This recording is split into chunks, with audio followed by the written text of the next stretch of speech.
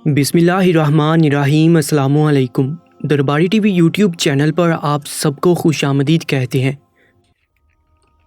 मैं हमेशा से अपनी दुआ कबूल ना होने के गम में मुब्तला रहती थी, क्योंकि मुझे अच्छे से याद था कि बचपन से ही मैंने जब कोई दुआ मांगी वो अल्लाह की तरफ से रद्द ही हुई थी। और फिर जूं जूं मैं जवान होती गई, अपनी दुआओं की कबूलियत ना पाकर इतनी मायूस हुई कि दुआ मांगना छोड़ दी। मैं एक मुतवस्तित घराने में पैदा हुई थी। मैं छोटी सी थी जब एक रोज़ मेरा बाप तेज़ी से बढ़ती महंगाई में हमारे घर को सुकून बड़ी और आसाइशात से भरपूर ज़िंदगी देने के लिए मुल्क से बाहर चला गया। मैं अपने वालिदैन की इकलौती औलाद थी। मैं माँ और दादी के साथ रहती थी। घर में हर तरह का सुकून था। मैं अच्छा खा पी रही थी, मगर फिर भी मेरा बाप मुल्क छोड़कर बाहर चला गया और इस बात को लेकर मेरी माँ न जाने कितने रोज़ तक उदास रही थी। मैं जब 12 साल की हुई तो पहली बार माँ से अपने बाप के बारे में सवाल किया। मैं जानती थी कि लड़कियों के बाप कमाने के लिए मुल्क से बाहर रहते हैं और वो लड़कियाँ बहुत ऐश बड़ी ज़िंदगी गुजार रही होती हैं। मेरे स्कूल की 2 दोस्तों के बाप ऐसे ही कमाई के लिए मुल्क से बाहर रहते थे, मगर साल 2 साल के बाद सबके बाप उनको मिलने ज़रूर आते थे। मगर मेरे बाप को मुल्क से बाहर गए 5 साल हो गए थे, वो वापस नहीं लौटे थे। मैंने जब यही सवाल अपनी माँ से किया तो वो मुझे टाल गई, मगर उनकी आंखों में तेज़ी से तैरता पानी मुझे नज़र आ गया था। दादी भी अक्सर आहें भरती रहती थी। मैंने अपनी एक दोस्त को ये सब बताया तो उसने मुझे ऐसी बात की जो मेरे औसान ख़ता कर गई। मैं घबराई हुई सी घर आई और ज़ोर ज़ोर से रोने लगी। मेरी दादी और माँ मुझे रोता देखकर बौखला गई थी। जब उन्होंने मुझसे रोने की वजह पूछी तो मैंने अपनी दोस्त की बात दोहराई। मेरी परेशानी पर मेरी दोस्त ने बताया था कि यकीनन मेरा बाप वहीं मर चुका था और मुझे बच्चा समझकर घर वालों ने यह बात छुपा ली थी। मैं अपनी माँ और दादी से सवाल कर रही थी कि ऐसा हुआ है या नहीं, जबकि मेरी माँ और दादी तो मेरी बात सुनकर दम बाखुद रह गई थी। दादी तड़प कर बोली कि तेरा बाप जिंदा है, तेरी दोस्त ने तो नासमझी से ऐसी बात कर दी, तू परेशान मत हो। मुझे दादी की बात सच नहीं लग रही थी। मैंने शकी नज़रों से दादी को देखते हुए कहा कि अगर ऐसा है तो मेरा बाप वापस क्यों नहीं आ रहा। हर मर्द बाहर जाता है कमाने के लिए, मगर चाहे उनकी ज़िंदगी जितनी भी मसरूफियत बड़ी हो वो घर वालों को आकर मिलते ज़रूर है। जबकि मेरा बाप तो जब से गया था लौट कर ही नहीं आया था। मेरे सवालात पर मेरी माँ ने मुझे नरमी से समझाया कि अब तुम बड़ी होगी हो, इतनी बड़ी बात तुमसे छुपाना मुनासिब भी नहीं है, इसलिए हमारा यकीन करो। तुम्हारे बाप को अल्लाह सलामत रखे, वो ज़िंदा है और ठीक है, मगर बस अपने पैसों की बचत की खातिर वो पाकिस्तान नहीं आ रहा। मैंने अपने आंसू पूंछकर अपनी माँ से एक ऐसी ख्वाहिश कर दी जिसे सुनकर वो बौखला गई थी। मैंने कहा कि अगर मेरा बाप वाकई ज़िंदा और ठीक है तो मेरी फ़ोन पर उससे बात करवाई जाए। ये बात बिल्कुल मुश्किल नहीं थी। आजकल दूर दूर बैठे लोग भी फ़ोन पर राब्ता रखते हैं, जबकि मेरे बाप ने मुझसे अरसा हुआ था बात ही नहीं की थी। मुझे अपने बाप से गिला भी करना था कि उसे अपनी इकलौती बेटी से अगर बात करने का दिल ही नहीं चाहता था तो फिर आखिर वो किसके लिए कमा रहा था। जहाँ तक मुझे याद था मेरा बाप जब यहाँ पाकिस्तान में था तो बहुत मोहब्बत करने वाला इंसान था और मेरे बहुत लाड उठाता था। ऐसे में मेरे बाप ने वहाँ जाकर मुझसे बस कुछ ही अरसा राब्ता रखा था, फिर भूल गए। इसलिए मुझे शक था कि शायद मेरी माँ और दादी का भी राब्ता नहीं होगा, मगर उन दोनों का कहना था कि मेरे अब्बा का उनसे राब्ता है, जबकि मुझे यकीन था ऐसा कुछ नहीं होगा, क्योंकि हमारे घर के हालात भी अब पहले जैसे नहीं रहे थे। मैंने कुछ ही अरसा पहले ये बात महसूस कर ली थी कि आबाई गाँव से हमारे लिए जो माहाना अनाज का खर्चा आता था, अब घर का सारा निज़ाम उसी से चलने लगा था और मेरी माँ बहुत हाथ खींचकर खर्चा करने लगी थी। मैंने अब्बा से बात करवाने का मुतालबा किया तो वो दोनों नज़रें चुराने लगी और बहाने बहाने से मुझे टालने लगी। मैं कितने रोज़ तक वही ज़िद दोहराती रही कि मुझे हर हाल में अपने अब्बा से बात करनी है। मेरी माँ जब मेरी ज़िद से थकी तो एक रोज़ फट पड़ी और मुझे गुस्से से बोली कि मैं तुम्हारे बाप के साथ तुम्हारी बात नहीं करवा सकती, बेहतर है कि तुम भूल जाओ तुम्हारा कोई बाप भी था। मैं फटी फटी आंखों से अपनी माँ को देख रही थी और मेरी माँ मेरे सामने से हट गई। मेरा दिल बुरी तरह लर्ज़ने लगा था। मुझे लगा कि वाकई मेरा बाप मर गया है, वरना मेरी माँ के लिए बात करवाना मुश्किल कहाँ था। मेरा दिमाग उलझ सा गया था और मैं बिना सच जाने उदासी में मुब्तला रहने लगी। मुझे उन दिनों कहानियाँ पढ़ने का शौक़ रहने लगा था और एक रोज़ मैंने एक ऐसी कहानी पढ़ ली जो मुझे अपनी ज़िंदगी से मिलती जुलती लगी थी। उसमें एक बाप मेरे बाप की तरह अपनी 2 बेटियों को छोड़कर मुल्क से बाहर चला जाता है, मगर वहाँ कुछ अरसा बाद उसे एक अंग्रेज़ औरत पसंद आ जाती है जिससे वो शादी कर लेता है और अपने घर वालों से बिल्कुल राबिता ख़त्म कर देता है। इस कहानी को पढ़कर मेरा दिमाग भी भटक गया था اور مجھے یقین ہو گیا کہ میرا باپ کسی دوسری عورت کے عشق میں گرفتار ہو گیا ہوگا اور اسی سے شادی کر کے وہ ہمیں بلا چکا ہوگا۔ یہی وجہ ہوگی کہ میری ماں نہ ہی بات کروا سکتی تھی، نہ ہی مجھے سچ بتا سکتی تھی۔ میں ان دنوں اپنے باپ سے شدید نفرت کرنے لگی تھی۔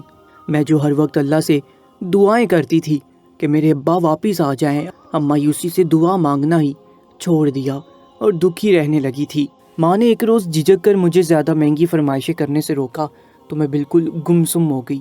میں اپنے باپ کے ہوتے ہوئے بھی یتیمی کی زندگی بسر کر رہی تھی اور میرا باپ دوسرے ملک میں یقیناً دوسری بیوی کے ساتھ عیاشیاں کر رہا تھا۔ میں سوچ بھی نہیں سکتی تھی کہ سچ میرے خیالات سے بالکل برعکس تھا، اور اپنی اسی بے خبری میں نے اپنا بچپن اور لاشعوری کی آدھی زندگی گزار دی تھی۔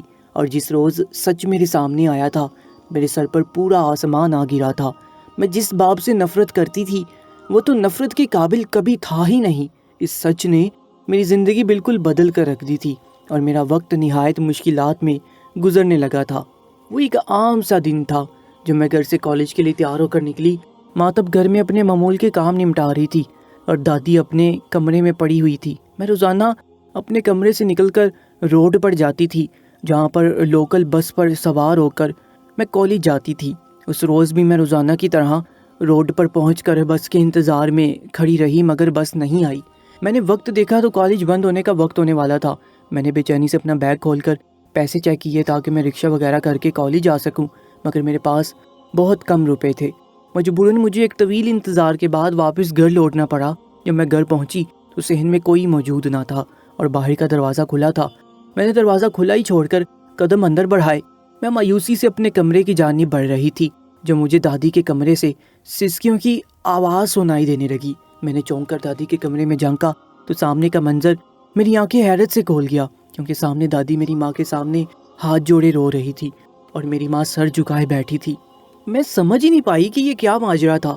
میری ماں اور دادی میں تو بہت دوستانہ ماحول رہتا تھا اور وہ ہنستی مسکراتی رہتی تھی، مگر یہاں تو میری دادی رو رو کر میری ماں سے جانے کس بات کی معافیاں مانگ رہی تھی، اور میری ماں جواب دینے کی بجائے رخ پھیرے دوسری جانب دیکھ رہی تھی۔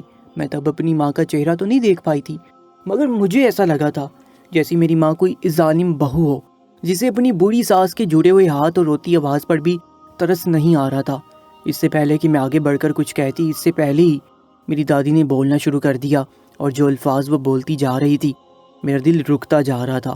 مجھ پر تب پہلی بار میرے باپ کی لمبی غیر موجودگی کی وجہ ظاہر ہوئی تھی، اور وہ انکشاف میری روح کو چیر کر رکھ گیا تھا، کیونکہ دادی روتے ہوئے بول رہی تھی کہ میرا بیٹا پاگل تھا جس نے تمہاری بات نہیں مانی، اور میں نے بھی تب اسی کا ساتھ دیا۔ اسے مزید پیسہ کمانے کا لالچ ستا رہا تھا، حالانکہ وہ ایسا خوش نصیب مرد تھا جس کی بیوی کو اس کی لاکھوں کی کمائی کا کوئی لالچ نہیں تھا۔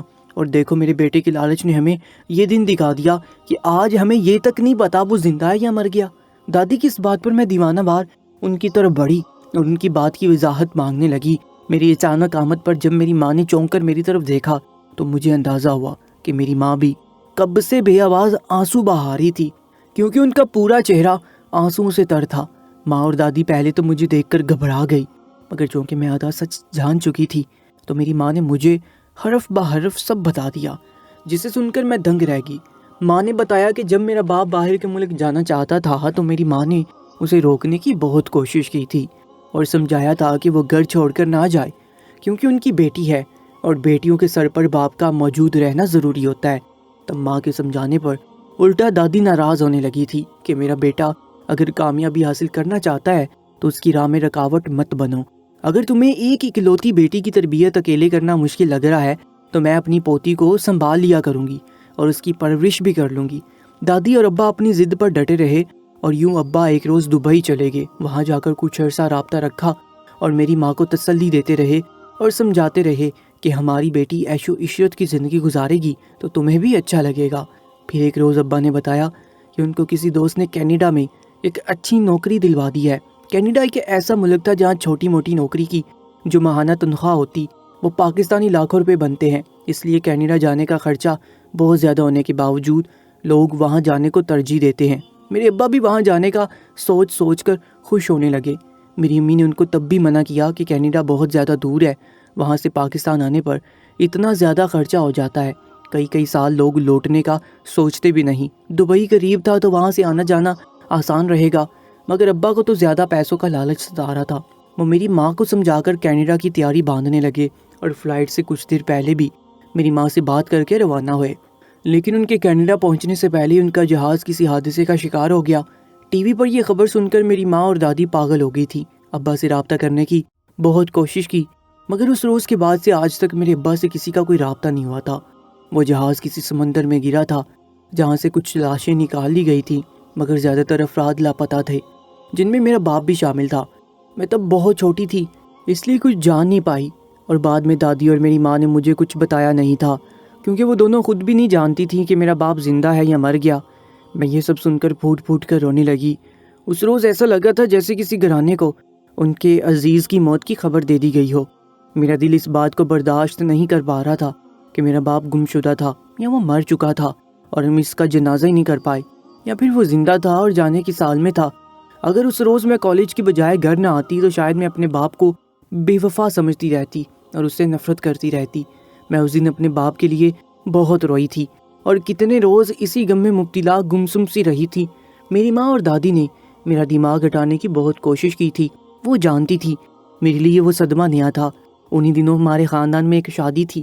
پہلی بار میری ماں نے مجھے کسی شادی میں جانے کی اجازت دی تھی، صرف اس لیے تاکہ میرا ذہن بٹ جائے اور میں صدمے سے نکل سکوں۔ میں خریداری کے لیے بازار گئی تو ایک دکان سے گزرتے ہوئے میں نے ایک عجیب سی پکار سنی۔ وہ ایک نہایت چھوٹا سا اسٹور نما دکان تھا جہاں مختلف ڈیزائن کے بہت سارے جائے نماز اور قالین رکھے ہوئے تھے۔ دکان کے باہر کھڑا لڑکا مجھے پکار کر بولا کہ باجی، ہماری دکان سے جو بھی کبھی جائے نماز لے کر گیا ہے اس کی دعائیں قبول ہوتی ہیں، آپ کو بھی معجزہ دیکھنا ہے تو ہماری دکان سے جائے نماز لے کر آزما لیں۔ مجھے اس دکان والے لڑکے کی بات عجیب لگی تھی۔ بھلا جائے نمازوں میں کب ایسا فرق ہوتا تھا کہ کسی ایک خاص نماز پر نماز پڑھ کر دعا قبول ہوتی ہو؟ میں سر جھٹک کر آگے بڑھنا چاہتی تھی جب مجھے دکان میں کھڑی کچھ لڑکیاں نظر آئیں۔ وہ تینوں لڑکیاں پاگلوں کی طرح جائے نماز مانگ رہی تھی، بول رہی تھی کہ بھائی ہمیں ہر حال میں اس دکان سے جائے نماز چاہیے، کیونکہ یہاں سے جو جائے نماز لے جا کر نماز پڑھے اس کی دعا قبول ہوتی ہے۔ میں یہ سن کر بے ساختہ رک گئی۔ میرا بہت عرصہ پہلے دعاؤں سے یقین اٹھ گیا تھا، مگر اب میں اپنے ابا کے لیے دعا کرنا چاہتی تھی۔ میں بھی معجزہ دیکھنا چاہتی تھی کہ میرا باپ زندہ ہو اور کسی روز اچانک واپس گھر لوٹ آئے۔ میں یہی سوچ کے اس دکان میں گھس گئی۔ وہ لوگ 20,000 کا ایک جائے نماز دے رہے تھے۔ میں پریشان ہو گئی کیونکہ میرے پاس تب بمشکل 25,000 تھے، جن میں سے مجھے اپنی خریداری کے ساتھ ساتھ اپنی ماں اور دادی کے لیے بھی کپڑے خریدنے تھے۔ اگر میں 20,000 ان کو پکڑا دیتی تو خریداری کیسے کرتی؟ میں ابھی انہی سوچوں میں گم تھی جب وہ دکاندار بولا کہ باجی سوچو مت اور جائے نماز خرید لو، ایک بار دعائیں پوری ہونے لگیں تو پھر پیسے بھی واپس آ جاتا ہے۔ میں نے اس کی بات پر 20,000 نکال کر ان کو پکڑائے اور جائے نماز خرید لی۔ مجھے یکدم ہلکا پھلکا سا محسوس ہوا۔ زندگی میں پہلی بار میری دعا قبول ہونے والی تھی اور میرا باپ لوٹ آتا تو مجھے کسی بھی خریداری کی ضرورت نہ رہتی، نہ پھر میں کسی شادی پر جاتی۔ میں نے بقیہ 5,000 میں اپنی ماں اور دادی کے لیے سستے سے 2 جوڑے خریدے اور گھر لوٹ گئی۔ میں نے جائے نماز اپنے کمرے میں چھپا کر ماں اور دادی کو ان کے جوڑے دیے تو میری ماں نے حیرت سے سوال کیا کہ میں نے خریداری کیوں نہیں کی اور پیسے کہاں چلے گئے۔ میں نے نظریں چراتے ہوئے جھوٹ بول دیا کہ کسی نے مجھ سے بازار میں پیسے چھین لیے، 5,000 الگ سے ہاتھ میں تھے اس لیے بچ گئے، تو میں نے اسی سے ان دونوں کو سوٹ لے دیے۔ میری ماں نے سر پکڑ لیا اور دادی میری امی سے ناراض ہونے لگی کہ لڑکی کو اکیلا بازار بھیج دیا تو پھر ایسا ہی ہونا تھا۔ اکیلے کالج جانا اور اکیلے بازار جانے میں فرق ہوتا ہے، مگر تم نے تو بیٹی کو بالکل ہی آزاد کر دیا ہے۔ میں ان دونوں کو بحث کرتا چھوڑ کر اپنے کمرے میں آ گئی تھی۔ اس روز جو ہی مغرب کی اذان ہوئی میں وضو کر کے اسی جائے نماز پر کھڑی ہو گئی اور نماز پڑھنے لگی۔ میں نے اس دن رو رو کر اپنے ابا کے لوٹ آنے کی دعائیں مانگی تھیں۔ عشاء کی نماز بھی اسی طرح میں نے اس خاص جائے نماز پر پڑھی تھی، اور وجود میں بڑی بے چینی کی وجہ سے میں رات کو بھی ٹھیک سے نہیں سو پا رہی تھی۔